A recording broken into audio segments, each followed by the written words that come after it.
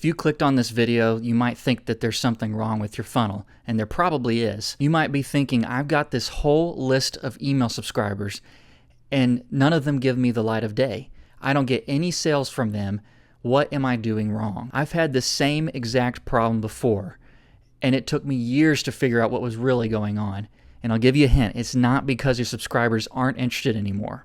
If your subscribers took the time to fill out a form to receive email updates from you, then that means they're still probably interested in what you have to offer. And you know this because they haven't unsubscribed yet. But in order to prevent them from doing that, I'll walk you through the 3 lead-killing mistakes that everyone has made at one point or another and what to do instead. If we haven't met yet, my name is Zach. For over 6 years, I've been helping organizations, both big and small, improve their customer experience through marketing automation. My work has helped generate over $300 million in revenue and has also reached over 3 million people. Now, my dream is to help small businesses like yours get a leg up on the competition so that you can spend more time on the things that actually matter. With that, let's jump into the 3 reasons your subscribers are not converting. Reason number 1.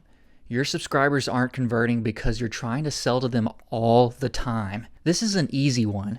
If you receive emails in your inbox where they're constantly trying to ask you for your business, you're going to unsubscribe within the first few emails because you see that they're offering 0 value to you. And nothing is more frustrating than getting a full inbox of crap that you don't even want anymore. And you don't even remember how you signed up for it in the first place.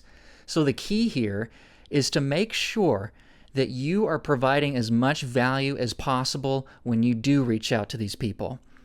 So that's why I like to follow the 80-20 rule. The 80 in this rule means that when you are communicating with your audience, 80% of the time you need to be providing jam-packed value in every point that you contact them.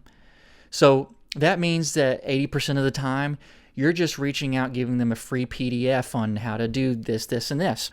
Or you're just giving them an update on the industry that you're in. It can literally be anything that you want as long as it's useful and impactful and resourceful for the person that is reading the email. Now, the 20 and the 80-20 rule means that 20% of the time that you reach out to your audience, that's when you can start selling to them. But even then, you're still trying to provide as much value to them as possible. The main point of the 80-20 rule is that you are ensuring that people stay on your list, and not only stay on your list, don't hit unsubscribe, but even better, they actually convert to become customers. You are proving to them that they can trust you. When you provide so much value to them, and the 80% of the time, they will wonder how much value you give to them when they actually pay for something. So one of my previous clients, I implemented this rule with their marketing automation funnel as well. And so they had actually a lot of free resources to give to people. And one of those examples was I reached out to their audiences saying, hey, we have this job board. Would you like to have a look at it and see what jobs interest you? Now that's very useful for people because a lot of people might be in the market for a new job, and especially in the industry that my client was in, it is a hot market in that industry. And so people are always looking for new and better jobs, and so that was the perfect free resource for their audience. And you know, it doesn't always have to be a free resource per se. It could also mean that they have free access to a SaaS product. So if you do have a SaaS product, you can say, 14-day free trial. You know, that's a very typical offer that SaaS products have, but it is also very valuable and something that gets people in the door. The moral of the story here is if you're not sure what to send out to people, make sure that it's jam-packed with value and that it's not another reason for them to unsubscribe. You want to try to get to the point to where they actually look forward to your emails because they can't wait to receive what's next. So that leads us to reason number 2. Subscribers aren't converting because you have too many CTAs. Now, if you don't know what a CTA is, a CTA stands for call to action. And that's basically just a marketing term that helps you understand what the focus of your email is. So you'll see on many emails that there are buttons or links that people are trying to get you to click on so that you can take the next step in the journey. Well, I know that you have plenty of links and buttons in your emails, but the problem is that you have too many of them. You need to be focusing on one clear call to action. so that you're not confusing the customer. If you have more than one CTA, let's say you have a free webinar that's coming up this Saturday, and you also want them to buy your product.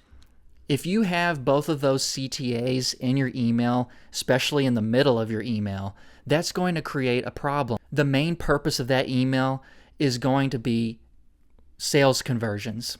If you have a distraction, such as a free webinar that you put in there, that should be in a completely different email. So every single email needs to have one clear call to action. If you're creating an email that's 80% of the time, meaning that you're providing so much value, then that means that you need to be, let's say the call to action is providing a free PDF resource. Then that needs to be the only thing that you talk about in that email. Otherwise, you're going to lose people, or you're going to get them to do something that you don't want them to do. So there is literally no good reason for you to have two call to actions in your email. It's only going to make things worse for you. It's okay if you locate it in a completely different place than your main CTA.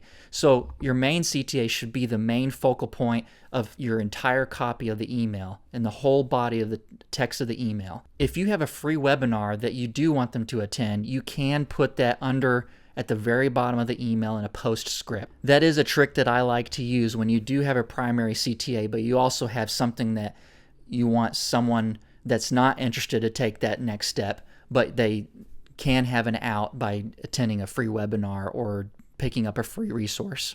Now for reason number 3, the worst of them all. Your subscribers are not converting because they know that you're using AI. Now, I'm one of the first people to tell you that AI is an incredible tool and you should be using it, especially for emails. But the problem is a lot of people tend to use AI as a crutch. What they do is create one simplistic prompt, and whatever ChatGPT spits out, that's what they use, and they copy the entire email that ChatGPT created and paste it into their template. There could not be anything worse that you could do. Now, ChatGPT and other LLMs have become way more sophisticated over the years, and that's helped them sound a little bit more human. But the problem is, they don't know your product like you do, and they don't know your voice like you do. Even if ChatGPT has your whole chat history and understands how you talk, it's a little bit different when you're trying to communicate with hundreds to thousands of people in your email sequences. When you talk to ChatGPT, it's usually short and to the point because you're just trying to get the output. But when you're trying to talk and communicate to people and sell a product, you want to be very detailed and careful how you communicate with those people. And the other thing is, people have gotten pretty good at sniffing out AI when they read it. Now, I know people tend to point out the hyphens or the em dash that AI likes to use a lot. You know, that can be one sign of figuring out if AI wrote something or not. But in reality, people can tell if it's AI, if it's really flat, or even if it's trying a little bit too hard. You know what that looks like as well. You need to be putting your own personality in your email so that your customers know that it's you and know who they're talking to and know what to expect from you. Now, what I teach people with AI is that it's not a one and done process. It's not like you're going into Google search and just typing out a search and it spits out all these results. No, that is not the case at all. With AI tools, you need to make sure the LLM is a collaborator with you and not the sole producer of your content. That will help make sure that you are producing personalized content that actually speaks to who you are as a person and as a business owner. So if you're struggling to create content on your emails and you've been one of these people that's pasting whatever ChatGPT spits out and putting in your emails, I created a template just for you that you can use as a prompt and put into ChatGPT so that you can work as a collaborator with it. So the thing that you know above AI tools are the pain points, the fears, and doubts that your potential customers face when trying to buy your product. So that's why I created this AI prompt that will help collaborate with the AI and help you determine what those pains, doubts, and fears are of your customers. And once the tool knows those pain points, doubts, and fears, It will be able to help you think through the copy that will be effective in your emails. So if you'd like, I have a link to that prompt below in a Google Doc, and you can just click on that for free. I'm not going to ask for your email or anything. You can just copy and paste that prompt into your favorite LLM and use it from there.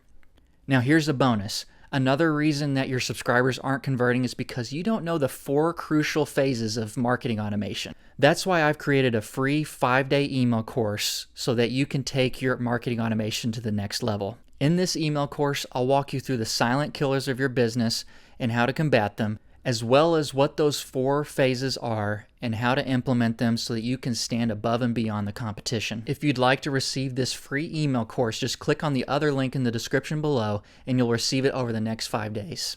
With that, I hope you've gained some real value from this video and that you can start converting your leads today.